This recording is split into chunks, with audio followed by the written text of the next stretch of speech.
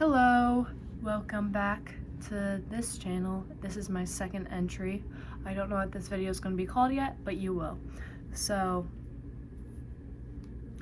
I don't really have any specific things to talk about like I did in my last video, but I did mention that I was deleting Instagram just so I could kind of, try to stop doing those bad habits.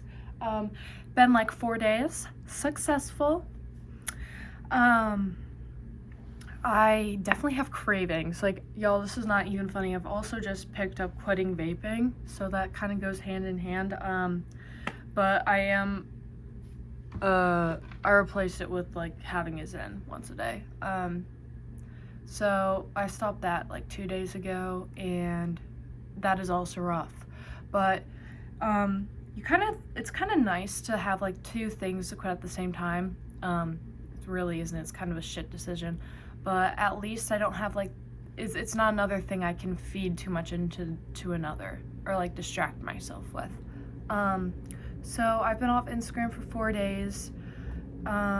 It's been going really well. I have been watching a lot of YouTube, but I don't think it's replacing that just because I watch a lot of YouTube in general. So that's fine, I think. I've been playing this Roblox story game that I really like called Sky Climb Utopia.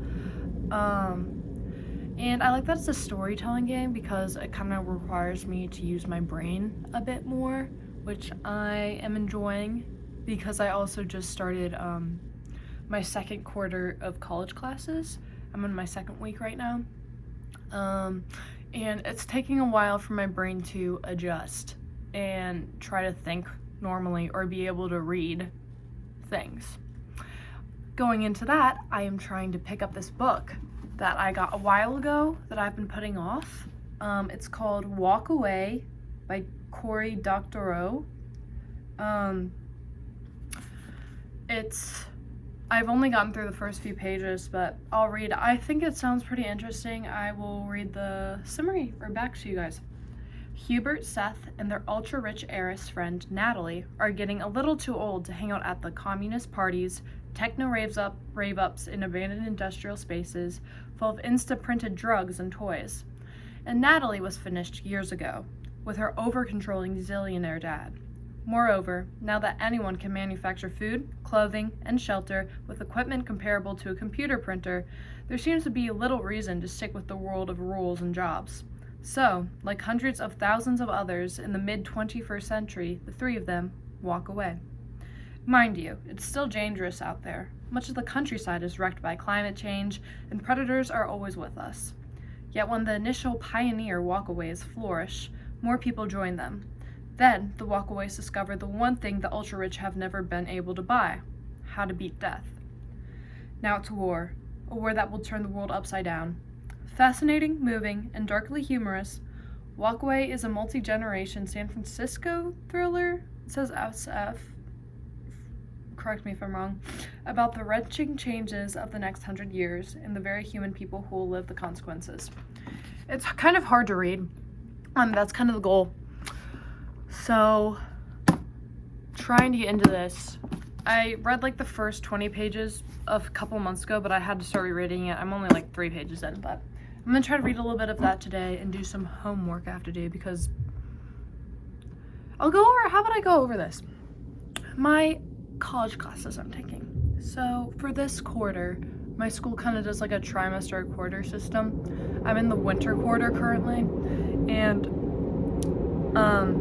my 4 classes I'm taking this quarter is Mentor Youth and Community Writing. It's a poetry class where you work with high school seniors and like kind of, I think the poetry aspect is just kind of a fun part because the high schoolers are in their poetry unit, but it's mostly like, what will you be prepared for in college and like yada yada yada, any advice? And it's like, I'm like I can give them advice. Anyways, it seems really fun, also like low-key and easy A, and the teacher is like the sweetest person ever. And then I have an online class that's just asynchronous called Anthropology Through Film. Kind of, you watch films and then discover like culture and just how, And then I have a mental illness in U.S. history. If you can't tell, I am American. What a great time to be alive. That's actually bad to say. There's a lot of shit going on in other places, but still. Y'all heard the thing that Trump said about, what was it, like the fires, like, oh, it'll get colder. I bet people who voted for him now are really, like, are really pissed off now, like, oh my god. And then, science of archaeology class. But so those are the 4 classes I'm taking, and I'm really excited because they all seem like things I'm very interested in. They're all requirements for my, like, they fulfill a requirement for my school. I'm not doing any classes that fulfill my major right now. I'm a sociology major, but that's okay. I'll do another one next quarter. Anyways, I went to a party on Friday night, and it was like a lot of my old friends from freshman year were there, and I went with my partner, and like, because we were friends before, like, we met in college freshman year, and we were just like best friends, and then he and I started dating, and it was interesting, but I don't know. I went, and it low-key, like, I was kind of sad that, like, I think maybe a lot of people realize this once they get, like, past their freshman year of college. Like, your friend groups aren't going to stay the same no matter how close you get. Everyone, like, has completely, like, not even found different friends, but just changed, or I don't know. And I felt kind of envious about it. I felt, like, a little bit regretful or resentment. I try not to have resentment. Like, I really don't like resentment for a lot of reasons, but, it's still there. I'm still kind of, but anyways. Sorry, this video is very chaotic. I just got out of, like, 2 classes back and I'm like, what was I even saying? Dude, oh my god. I'm finally going to psychiatrist, so hopefully I'll be able to get medicated again after, like, a year and a half. Anyways. Oh, the friend thing. Right, let me just, okay.